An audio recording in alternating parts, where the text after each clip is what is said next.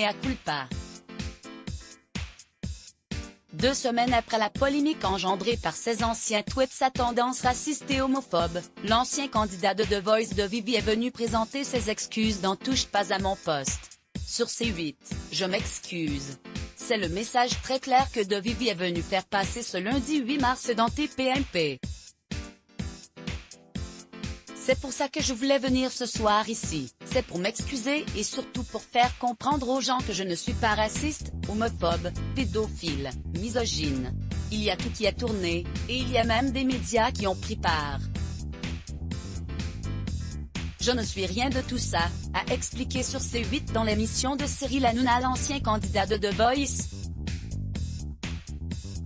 Le 20 février dernier, le rappeur avait réussi à se faire retourner les fauteuils des 4 coachs du télécrochet de TF1 grâce à une reprise du morceau d'Orelsan Suicide Social.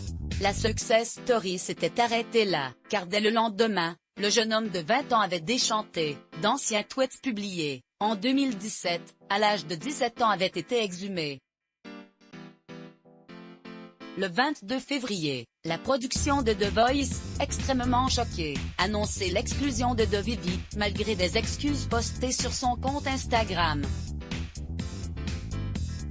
Depuis ce matin, je vois de vieux tweets qui ressortent que j'avais écrits quand j'avais 17 ans. En relisant ces messages, j'éprouve un sentiment de honte, avait-il écrit après la redécouverte des publications racistes et homophobes qui lui étaient attribuées. De l'humour nul. Qu'est-ce qu'un arabe sans main?